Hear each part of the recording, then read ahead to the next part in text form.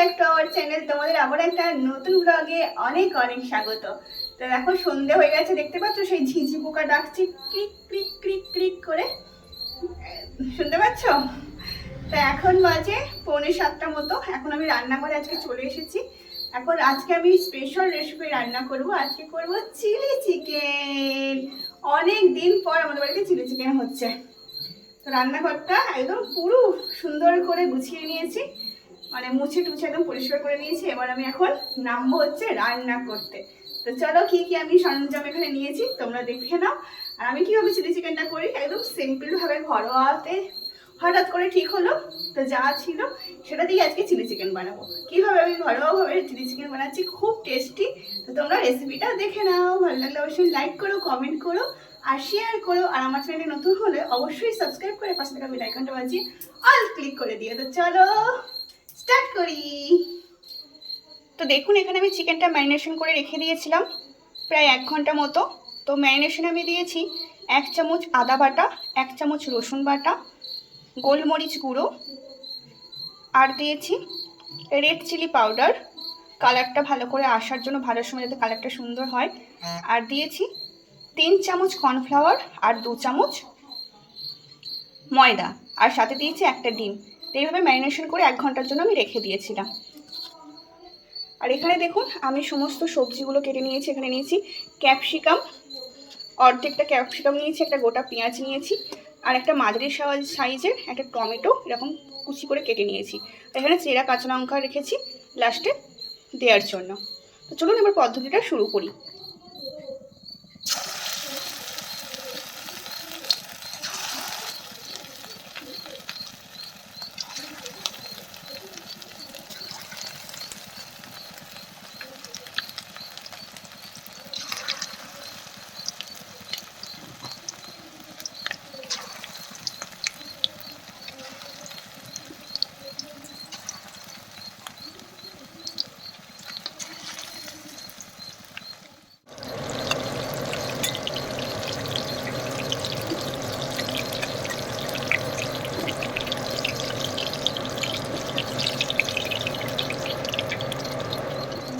তো ওই তেলেই আমি 2টো শুকনো লঙ্কা দিয়ে দিলাম ফোড়নে।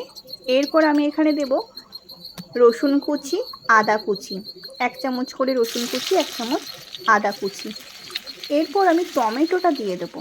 টমেটোটা হালকা নরম হতে দেবো। হালকা নরম হলে আমি পেঁয়াজ, কিউব করা যে পেঁয়াজ আর কিউব করা যে ক্যাপসিকাম দিয়েছি সেটা আমি মিনিট 2 নাড়াচাড়া করে নেবো, কিন্তু ভাজবো না, জাস্ট হালকা নরম হবে। তো এটা ততক্ষণ হোক, নরম হোক ক্যাপসিকাম আর পেঁয়াজটা, ততক্ষণ আমি সসটা বানিয়ে নিই। একটা এরকম দেখো কাঁচের বাটি নিয়েছি। আমার অবস্থা দেখেছো, পুরো দেখো গরমে স্নান করে যাচ্ছি। তো দেখো একটা কাঁচের বাটি নিয়েছি। আমার 3 রকমের সস লাগছে। এখানে আমি চিলি সসটা নিচ্ছি, চিলি সস, সয়া সস আর টমেটো কেচাপ।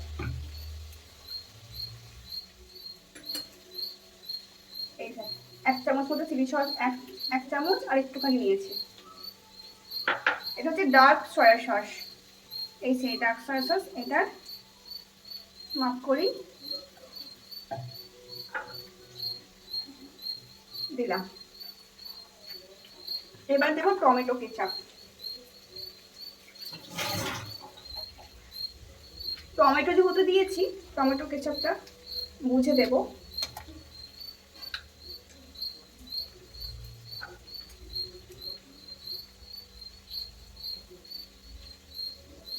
একটু টক টক স্পাইসি হলে বেশি ভালো লাগে। ব্যাস, এটা ধরো 2 চামচ মতো দিলাম, আন্দাজে দেখো 2 চামচ মতো। এবার এটার সঙ্গে জল মিশিয়ে নেব।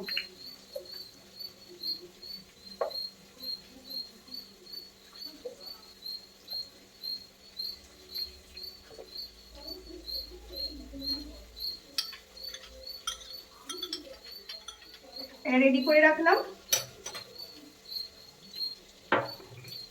একদম সিম্পল, আর বেশিক্ষণ একদম লাগে না রান্নাটা করতে।